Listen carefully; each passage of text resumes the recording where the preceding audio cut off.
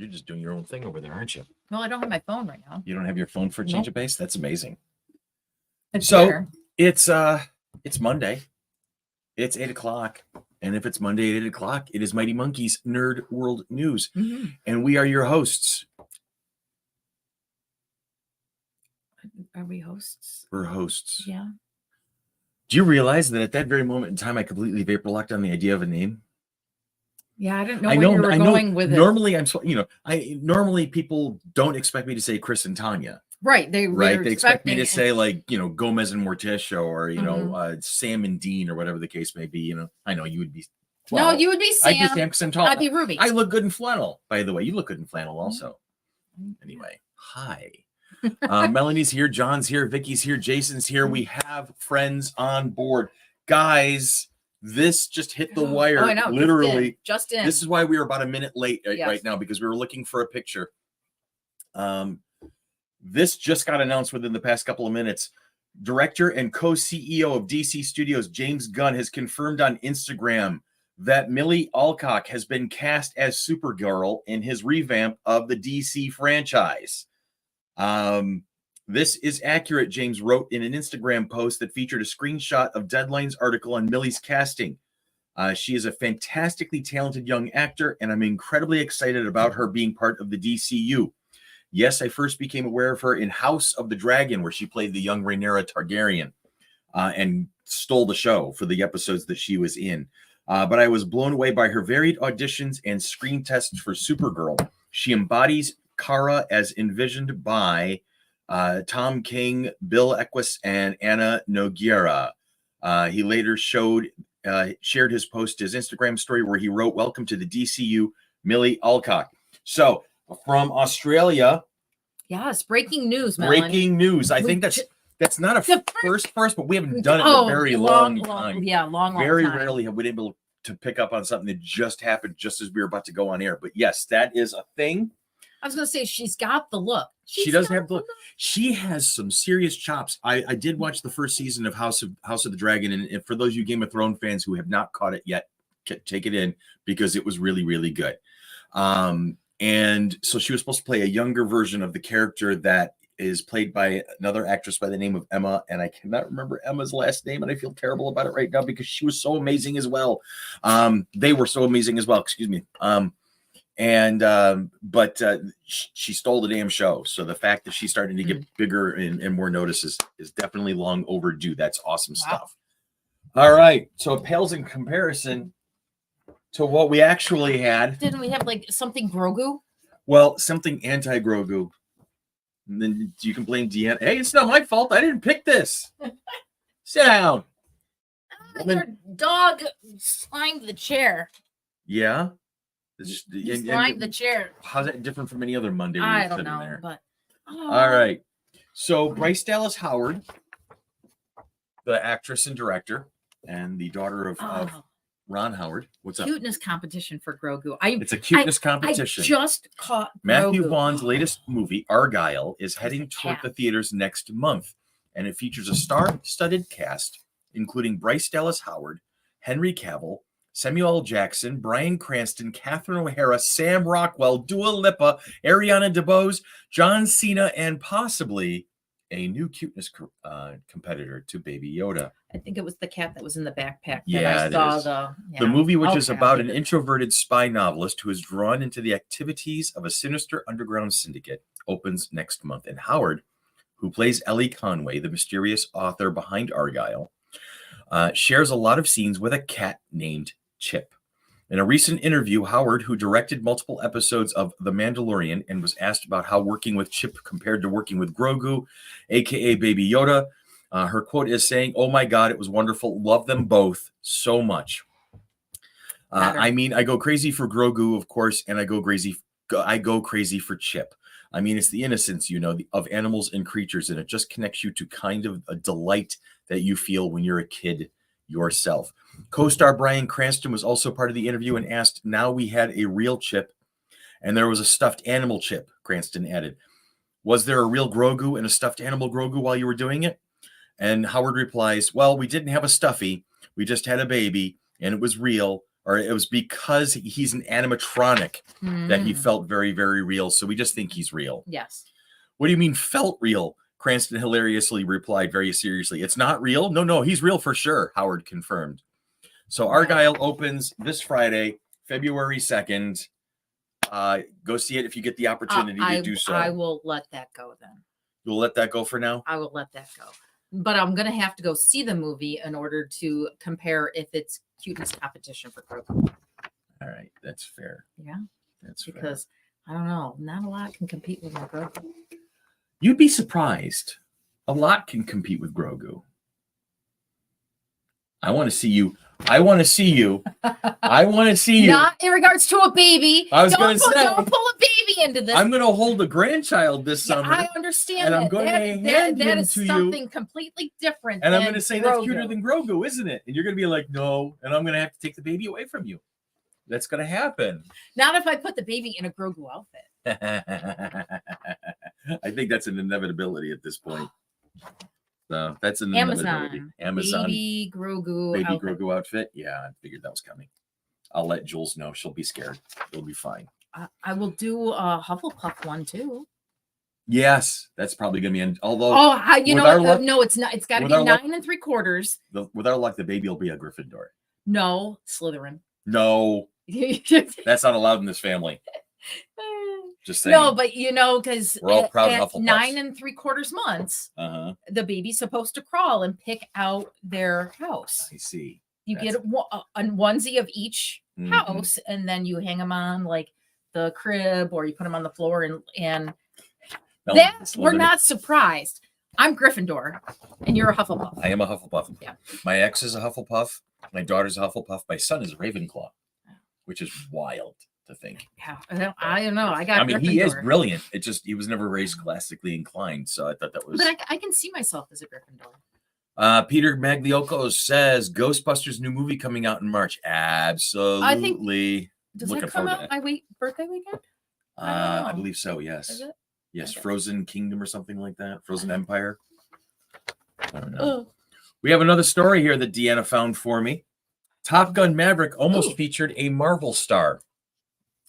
Top Gun Maverick was the second most successful movie of 2022, earning over $1 billion at the box office. And the franchise now has a third installment in the works with Tom Cruise.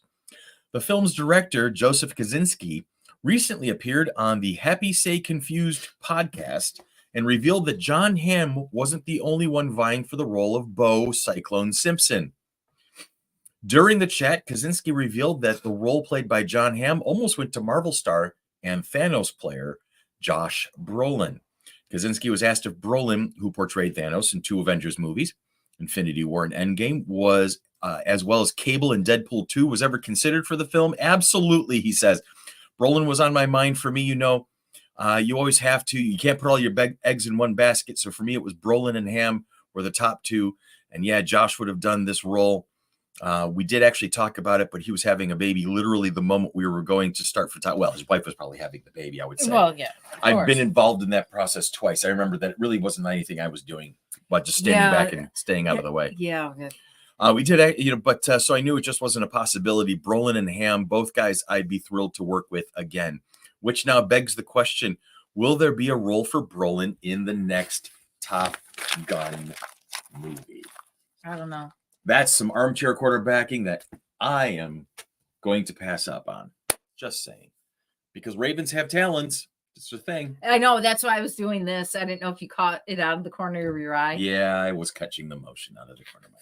You really are looking up Grogu outfits. That's funny. That's adorable. Well, I'm like thinking it's like a cute little romper that's got the little hood.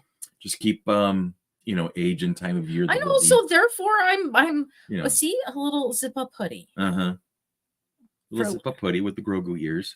Yeah. I know that with the best of my ability, this child will be spoiled. I am holding off right now. So how are you guys doing so far? I have not seen or heard from any of you in the past couple of weeks, and I'm hoping you're all well. Peter, my best little girl. I know we haven't seen them in a little while. John, good to see you again too. Mel, Greg, we miss you guys. Jason, I just saw you the other night, so I'm not as missing you as much, but you're still my brother, so therefore you have it. Hey, did you guys get my email from Melanie? Did you get an email from Melanie? I got a novel from Melanie. You got a novel from Melanie? Yes. I have not checked my FC3 email other than to get stories from Deanna. So unfortunately, I have not read any of my emails lately. Hold on. Wait, where is it? Where is it? This dead air brought to you by Xlax. This too shall pass. Melanie, wasn't that? No, Well, that was from October. Did you delete her email? I don't think so. If I did, it was. Did. Oh, it was an accident. Hold on. Let Let me look at my deleted. I'm also commenting on the fact that I have no idea what to say at the moment. Now, this is one of those variety shows for Nerd World News can either be 5 minutes long or 45 minutes long. Today we're airing closer to the 5. Just saying. I don't think she deleted it. I think she's just looking in the wrong spot. Oh, you put it in a junk mail. Oh no! For your own safety. No, it's for your own. It's for your own safety. Melanie, what day was it? I did read it. Oh shit, that's right. I knew what I was going to do. You're supposed to start your. I was going to read today. I completely forgot that. Can you do me a favor? Because I didn't print that out. Can you go grab my laptop, please? No. And thank you. I was going to read today. Here is your chance to run away. Because as I mentioned last week, it's story time. I don't know if I'm feeling comfortable with this, but here we go. This is going to be a thing. Ay, Madonna mia. This would be a great opportunity for the microphone to stop working. Do you think? No? No. Okay. All right. You have to give me a minute while I vamp like a screwball. Thank you. I should have printed this out. I might still be able to print it out. I think I could print from my laptop. Maybe. I should be able to do that. Come on. Come on, laptop. Hello, laptop. Hello, computer. Text. Stories. There it is. Dun, dun, dun, dun, dun, dun, dun. And now I'm going to try and print. I appreciate you guys hanging in there, by the way. If you're still watching this show as disorganized as we are, I really do appreciate it. There are a bunch of regulars who are with me and Tanya here every Monday evening. And I love you guys so much. I cannot wait to see all y'all soon. You know what we should do? What we should do? Here's an idea. I found it. Look it. In important mailbox. That's where it went. I have to verify that. It does say found in important mailbox. I'm just like, where the heck did I put it? You know what we should do, though, is we should do a live show from an actual public location and have all the regulars come join us. And we can do a roundtable hangout with John and Jason and Melanie and Greg and Vicky. Vicky, we'll have to move. We'll have to bring Vicky to that one. We'll have to bring Vicky in from out of town. No, it's in there. Yeah. Okay, now this is an incomplete story. This is just the first section of it. And you guys are going to be my impetus for trying to finish this damn thing. I'm actually, for those of you who have never seen me nervous, first time for everything. All right. John, Jason, Jingleheimer, Schmidt. Yeah, okay. I put it back in my inbox. All right. Okay. Why am I getting stage fright right now? Do I need to leave? No, you can hang out. You can hang out if you want to. Okay. You can hang out if you want to. Like I said, this is no, it's not a cliffhanger. It's more like just kind of like a commercial break stopping point. I was satisfied with where I was at the moment. I knew where I wanted to go with it. I just didn't know how I was going to get there. Now, as I mentioned, this is set in a future sci-fi universe that Dan and my buddy Scott and I have very casually called the Monkeyverse. We may have and we named it before we started C3. Mm-hmm. So there's monkey's been a thing. All right, this is called The Sheriff. All right. Oh God, I can't believe I'm doing this. All right. Outside the comfort zone in 2024. Have a nice day. It was a hot and sunny morning. Twin suns just above the horizon would do that for a planet. Something about how the 15-month-long orbit worked also made for stretches of time when you'd get nothing but a lot of light and a lot of heat for some time to come.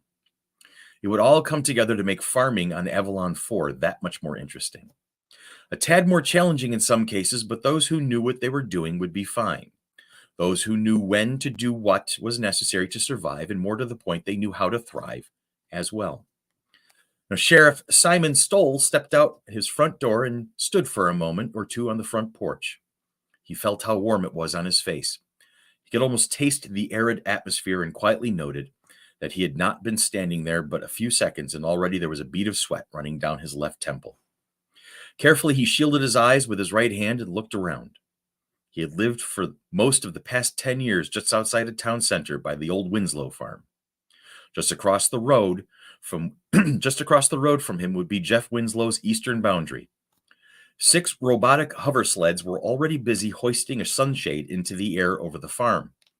This would cast a shadow over a solid chunk of acreage that would be the most sensitive. This would cast a shadow over a solid chunk of the acreage that would be the most sensitive to direct sunlight. That would give Jeff at least a good 5 or 6 hours of irrigation time this afternoon, the sheriff thought to himself. The best part about it is the sunshade would soak in enough solar energy to power the farm for the next 2 weeks to boot, so it was a win-win situation if there ever was one. Stoll nodded to himself, glanced down at his wristwatch, and descended the 3 steps down from his porch to the path to his cruiser. He shook his head and chuckled as he approached the vehicle. It had only recently come back from the collision shop with its new paint scheme. The town council was determined to freshen things up a bit, and his patrol cruiser was on their top 5 things to focus on. Now it no longer beheld its traditional midnight blue with sharp silver markings. No, nothing so simple and elegant as that. Stoll mused once again how hideous he thought the bright green was contrasted with flowing red script. He felt that he was now suddenly a bizarre float in a Christmas Day parade. Maybe the town council would let him ship the vehicle back to Earth for this season's festivities. Alas, the town council's word be done. He would suffer the color change in silence and bemused contemplation. The cruiser powered up at his command, and he settled into the control chair and buckled into the safety harness as the lights began flaring up in a sequence across his dashboard. He tapped in a handful of commands to the central panel, and the cruiser lifted off the ground with just the gentlest of hums radiating from its engines. It pivoted to its left and slid through the sky effortlessly on its way into town. Stoll was a creature of habit. He'd been sheriff for 15 years, and his success was attributed to 2 major factors. First of which was the elementary fact that the people of Hammondburg County just never caused that much fuss. Oh, sure, there were times when livestock issues arose. There was a theft a few years ago of some hover sled parts that he took a few days to uncover and get sorted out. And let's not forget the county fair incident last autumn when Mrs. Applebaum assaulted Mrs. McGann over a hotly contested rhubarb pie competition. Stoll needed an extra handful of tissue to clean the whipped cream off his uniform, but, those were the perils of the job. The second factor of Stoll's success as sheriff was his attention to detail and being an utter creature of habit. He was meticulous in his morning routine, and his dependability was set in stone gospel truth for as far as the townfolk were concerned. If it was 1 hour past sunup, then Stoll would be looping around the county center overhead in his cruiser getting a look at things. 1/2 of an hour after that, he would be at his desk making his coffee. These were things you could set your clock and calendar to. His deputies over the years would report that they had timed it out once in a while and would find that within 95% accuracy, the sheriff would be sitting down at his chair at the exact time every day.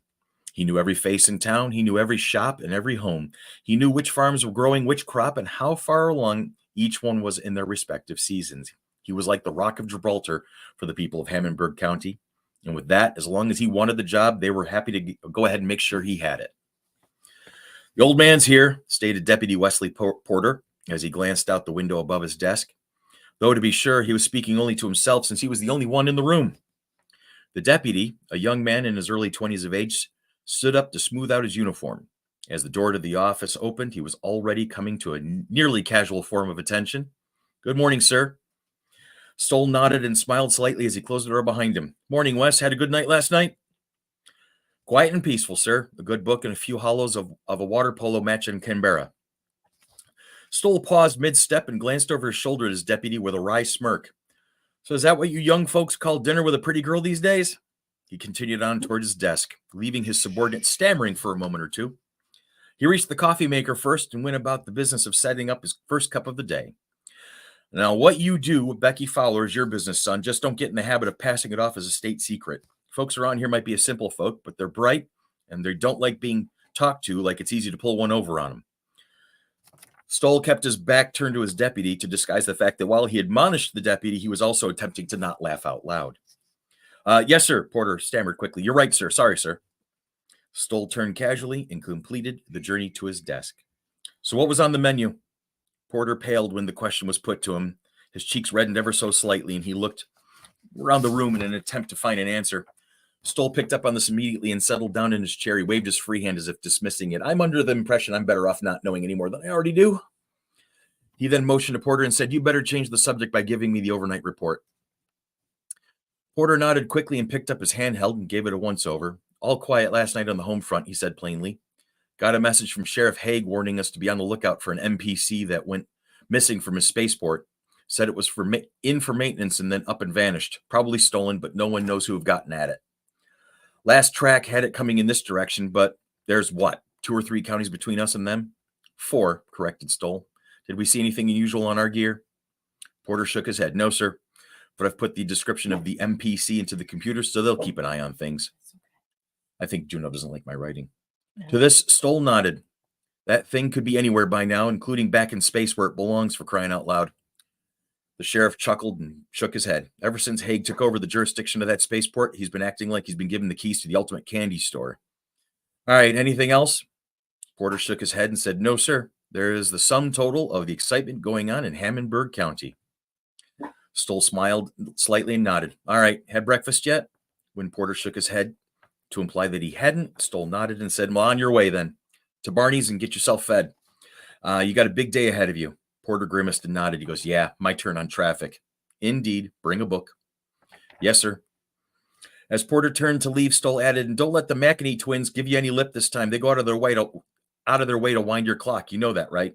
I'll try to remember that this time, Sheriff. I trust that, son. I trust that. So a little bit of Mayberry in a sci-fi setting. And that's as far as I've gotten so far. I see. I'm going to try and have some more written next week, but I don't have any guarantees. But I'll do some more. I'll make sure to see it because I have it's all there. Yeah. Past 10, 15 years I actually wrote that 12 years ago. Oh. One of these days I should finish it. When will the book be on the shelves? When will the book be on the shelves? That is going to be a long time coming. This is going to be a short story, so it's going to be kind of like a one-off piece. The book itself, I'm writing notes down again. Greg had to tell me what Mayberry was. That's funny. That was funny. I will not be doing a reading of the book as I write it. I'm just going to do the short stories in little pieces and stuff. But ask me questions about my universe and I will tell you stuff. I guess that's probably a way to build a writing tool. Some fun world building. Good job, Chris Frank. Thank you, John. Appreciate you. So for all of you who have been hanging out with us this entire time, look at that. There's still 7 people watching. That's amazing. And I appreciate you guys. I had jumped in there for a little bit because I had copied and pasted the Grow Tix link for. Oh, I see. Deanna was asking about vendor booths. Applications. So Yep. Good. I was doing that. That's definitely a place to find it. All right. So that's everything. So next week, it's not a guarantee I'll have any writing done, but the week after that, I'll try to have another section written so that I can continue to bore you people with that. I was going to say, even if it's just like the next 3 paragraphs. Yeah, that's the way, man. You guys, getting distracted by the whatever twins. The McEnany twins. McEnany twins. Thought you said uterus for a second. I'm not sure where. Can I have a hoverboard? Sure. Melanie, you can just ride around on my shoulder some more. Can I be absolutely. Which planet? There's a few hundred of them at this point. All right, friends, that's enough. We bored you enough. This 25 minutes has been fun. And no guest announcements. And thank you so much for hanging with us. I truly appreciate all you guys. And I will look forward to talking to you some more about it. So for Tanya and for Deanna, for Dan and for Brian, for Ann, and for Jason, and for James, and for Chrissy, and for Andy, and Sybil. Andy, and Sybil, and Tony, and Everyone Mary, else. and everyone else that I cannot remember Henrietta. the names of, and Henrietta, the goddess herself. We love you. We miss you. Can't wait to see you. Have a great week. Have a safe week. And we will talk to you again next week.